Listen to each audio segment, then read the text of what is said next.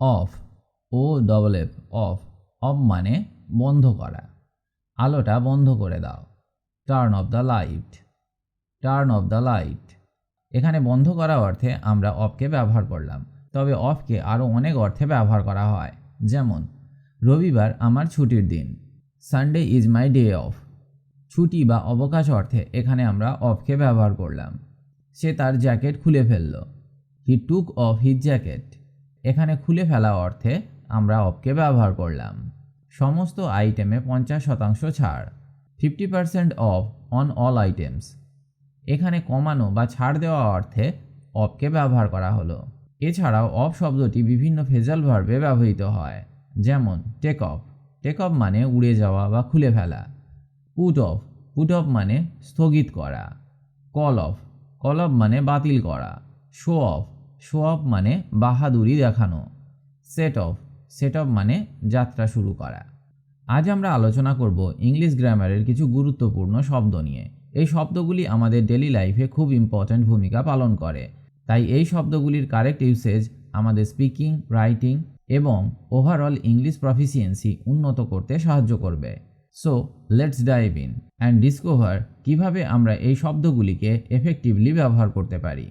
এবার আমরা শিখব ও এফ, অফ, অফের ব্যবহার।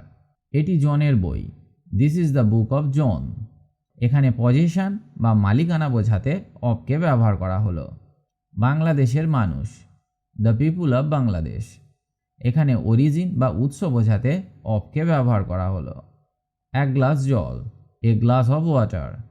এখানে কোয়ান্টিটি বা পরিমাণ বোঝাতে ও এফ, অফকে ব্যবহার করা হলো। গল্পের শেষ, the end of the story.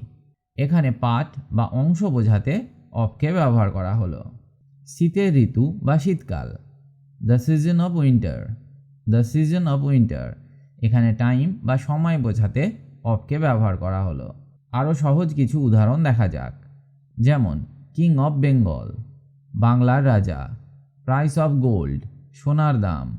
A cup of টি, এক কাপ চা। মেম্বার অফ পার্লামেন্ট, সংসদ সদস্য। ইউনিভার্সিটি অফ ঢাকা, ঢাকা বিশ্ববিদ্যালয়।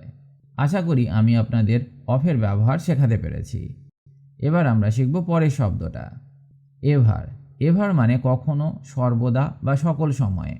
এভার শব্দটি ইংরেজিতে কোনো একটি নির্দিষ্ট সময়ের সাথে সম্পর্কিত না হয়ে সব সময়ের ব্যবহারের জন্য ব্যবহৃত হয়। এটি সাধারণত নেগেটিভ বা ইন্টারোগেটিভ সেন্টেন্সে ব্যবহৃত হয়। ফর এক্সাম্পল, তুমি কি কখনো জাপান গিয়েছো? Have you ever been to Japan? এখানে কখনো অর্থে বা ইন্টারোগেটিভ সেন্টেন্স তৈরি করতে আমরা এভারকে ব্যবহার করলাম। আর একটা উদাহরণ দেখা যাক। আমি এমন সুন্দর সূর্যাস্ত কখনো দেখিনি। I have never ever seen such a beautiful sunset. এখানে এভার শব্দটি ব্যবহার করে আমরা কোনো একটি নির্দিষ্ট সময়ের কথা না বলে সাধারণত সব সময়ের জন্য প্রশ্ন বা বর্ণনা করতে পারি। ফর, বাংলায় ফর শব্দটিকে কিভাবে ব্যবহার করা হয় তা নিম্নের উদাহরণ থেকে বুঝতে পারবেন। ফর শব্দটি ব্যবহার করা হয় কারণ বা উদ্দেশ্য প্রকাশ করতে। যেমন I studied hard for the exam. পরীক্ষার জন্য আমি কঠোর পড়াশোনা করেছি। এখানে পরীক্ষার জন্য কঠোরভাবে পড়াশোনা করেছি, এটা একটা কারণ, তাই এখানে ফরকে ব্যবহার করা হলো। এখানে ফর মানে জন্য। পরের ব্যবহারটা দেখা যাক। একটি সময়কাল প্রকাশ করতে, I will be away for a week. আমি এক সপ্তাহের জন্য বাইরে যাব। এক সপ্তাহ এটা একটা সময়, তাই এখানে ফরকে ব্যবহার করা হলো। আবার the shop is open for 24 hours. দোকানটি 24 ঘন্টা খোলা থাকে। একটি উপহার বা উপলক্ষ প্রকাশ করতে ফরকে ব্যবহার করা হয়। যেমন I bought a gift for my birthday. আমি আমার জন্মদিনের জন্য একটি উপহার কিনেছি। পরের ব্যবহারটা দেখা যাক। একটি উদ্দেশ্য বা লক্ষ্য প্রকাশ করতে ফরকে ব্যবহার করা হয়। যেমন I am going for office নাও। আমি এখন অফিসের জন্য যাচ্ছি। এবার আমরা শিখব ফ্রমের ব্যবহার। ফ্রম শব্দটি ইংরেজিতে বিভিন্নভাবে ব্যবহৃত হয়। বাংলায় এটির অর্থ হলো থেকে। ফ্রম শব্দের কিছু প্রধান ব্যবহার শেখা যাক। যেমন স্থানের উৎসকে নির্দেশ করে, he is coming from London. সে লন্ডন থেকে আসছে। সময়ের উৎসকে নির্দেশ করে, যেমন I have been working from 9 AM to 5 PM। I have been working from 9 AM to 5 PM. সকাল 9টা থেকে বিকাল 5টা পর্যন্ত কাজ করছি। আর একটা উদাহরণ দেখা যাক। The library is open from Monday to Friday. সোমবার থেকে শুক্রবার পর্যন্ত লাইব্রেরি খোলা থাকে। এখানে আমরা সময়ের উৎসকে নির্দেশ করতে ফ্রমকে ব্যবহার করলাম। পরের ব্যবহারটা দেখা যাক। উৎপত্তি বা উৎসকে নির্দেশ করে, যেমন the music is from the latest album. এই সঙ্গীতটি সর্বশেষ অ্যালবাম থেকে। একটি সংখ্যা বা পরিমাণকে নির্দেশ করে। For example, the temperature range is from 5 to 15 degree Celsius. তাপমাত্রার পরিসীমা 5 থেকে 15 ডিগ্রি সেলসিয়াস। এইভাবে ফ্রম শব্দটি বিভিন্ন সূত্র বা উৎস নির্দেশ করতে ব্যবহার করা হয়। হেয়ার, হেয়ার মানে এখানে। হেয়ার শব্দটি একটি নির্দিষ্ট কোনো জায়গা বা অবস্থানকে বোঝায়। এটি বর্তমান অবস্থান বা কোনো বিশেষ জায়গাকে নির্দিষ্ট করতে ব্যবহৃত হয়। ফর এক্সাম্পল, এখানে বসে থাকুন, সিট হেয়ার। আমার বই এখানে আছে, মাই বুক ইজ হেয়ার। আমি এখানে অপেক্ষা করছি, আই অ্যাম ওয়েটিং হেয়ার। উপরের উদাহরণগুলিতে হেয়ার শব্দটি বর্তমান অবস্থান বা কোনো নির্দিষ্ট জায়গার সংকেত দিচ্ছে। ইফ, ইফ মানে যদি। ইফ শব্দটি একটি শর্তযুক্ত বাক্য বা কন্ডিশনাল সেন্টেন্স তৈরি করতে ব্যবহৃত হয়। এটি কিছু ঘটনা বা কাজের সাথে অন্য কিছু ঘটনা বা কাজকে যুক্ত করে। যেমন, যদি বৃষ্টি হয় তাহলে আমরা ঘরে থাকব। If it Reigns we will stay inside. এই ধরনের বাক্যগুলি ভবিষ্যতে ঘটতে পারে এমন সম্ভাব্য পরিস্থিতি বোঝাতে ব্যবহৃত হয়। আর একটা উদাহরণ দেখা যাক। যদি তুমি কঠোর পড়াশোনা করো তবে তুমি পরীক্ষায় পাশ করবে। If you study hard you will pass the exam. এইসব উদাহরণে ইফ শব্দটি শর্তযুক্ত বাক্য তৈরি করছে। প্রথম অংশে থাকা ঘটনা বা কাজটি যদি ঘটে তাহলে দ্বিতীয় অংশের ঘটনা বা কাজটি হবে। ইফ শব্দটি সাধারণত সিম্পল প্রেজেন্ট টেন্সে ব্যবহৃত হয়, কিন্তু যদি প্রথম অংশের কাজটি ভবিষ্যতের হয় তাহলে ফিউচার টেন্সে ব্যবহৃত হয়। এবার আমরা শিখব ইনের ব্যবহার। ইন মানে মধ্যে। যেমন, she lives in a big house. She lives in a big house. তিনি একটি বড় বাড়িতে থাকেন। I put the book in my bag. I put the book in my bag. আমি বইটি আমার ব্যাগে রেখেছি। ইনটু, ইনটু মানে ভিতরে, কোনো কিছুর ভিতরে প্রবেশ করা বোঝাতে ইনটুকে ব্যবহার করা হয়। For example, she walked into the room. She walked into the room. সে ঘরের ভিতরে ঢুকে গেল। The water turned into ice. জল বরফে পরিণত হলো। এখানে ট্রান্সফরমেশন বা রূপান্তর বোঝাতে ইনটুকে ব্যবহার করা হলো। এখানে একটি জিনিস থেকে অন্য জিনিসে পরিবর্তন বোঝাতে আমরা ইনটুকে ব্যবহার করলাম।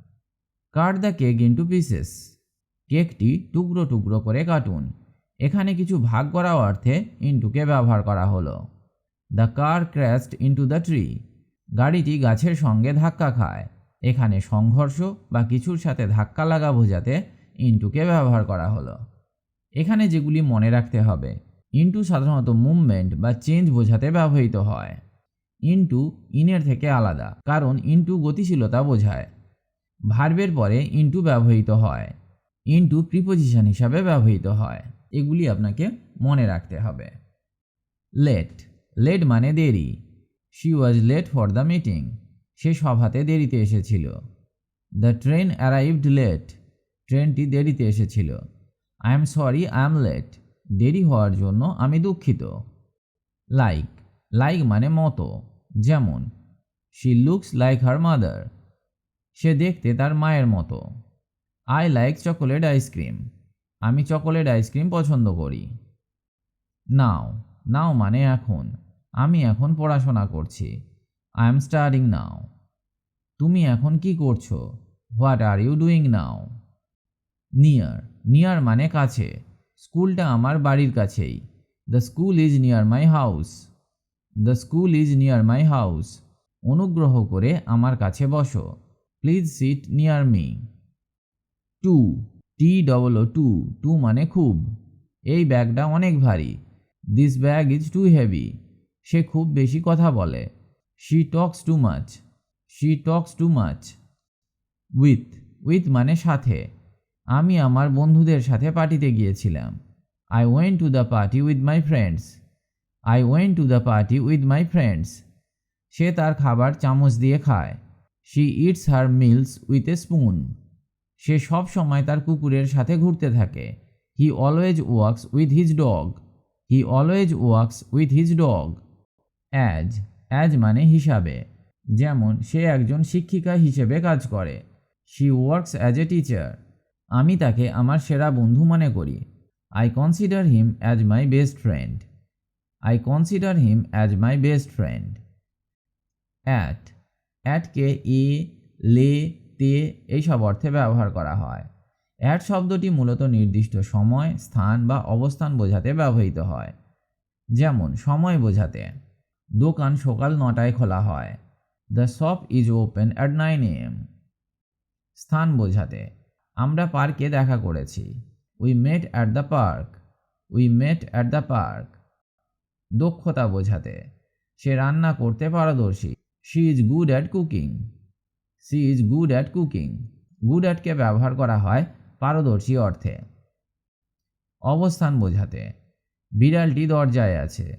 The cat is at the door. The cat is at the door. Away, away মানে দূরে, বিড়ালটি কুকুরের কাছ থেকে পালিয়ে গেল।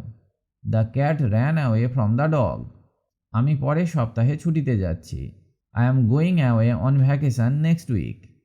বাই, বাই মানে দ্বারা, চিঠিটি পোস্টম্যান পৌঁছে দিয়েছিলেন। The letter was delivered by the postman. আমি ট্রেনে করে শহরে গিয়েছিলাম। I travelled by train to the city. I travelled by train to the city. But, but মানে কিন্তু, আমি যেতে চাই কিন্তু আমি ব্যস্ত। I want to go but I am busy. সে বুদ্ধিমান কিন্তু অলস। She is smart but lazy. She is smart but lazy. Both, both মানে উভয়, দুই ব্যক্তি বা জিনিসপত্র একত্রে। যেমন আমার বাবা মা দুজনেই শিক্ষক। Both my parents are teachers. সে লাল এবং নীল উভয় শার্ট কিনেছিল। He bought both the red and blue shirts. Down, down মানে নিচে, সে বেঞ্চে বসলো। She sat down on the bench. এবছর দাম কমেছে। The prices went down this year. The prices went down this year. এই সমস্ত ওয়ার্ড বা বাক্যগুলি রেগুলারলি প্র্যাকটিস করলে আপনার ইংরেজি বলার স্কিল বাড়বে। মনে রাখবেন, প্রতিদিন অন্তত 10 মিনিট করে অনুশীলন করবেন। নতুন ওয়ার্ড শিখলে সেটা একটা খাতায় লিখে রাখবেন। আয়নার সামনে দাঁড়িয়ে প্র্যাকটিস করতে ভয় পাবেন না। পরিবারের সদস্য বা বন্ধুদের সাথে প্র্যাকটিস করুন। আমাদের চ্যানেলটি যদি ভালো লেগে থাকে তাহলে লাইক, শেয়ার আর সাবস্ক্রাইব করতে ভুলবেন না। আপনাদের কমেন্ট আমাদের উৎসাহিত করে, তাই কমেন্ট বক্সে আপনার মতামত জানাতে ভুলবেন না। পরবর্তী এপিসোডে আবারও ফিরে আসবো নতুন টপিক নিয়ে। ততক্ষণ সবাই ভালো থাকুন, সুস্থ থাকুন।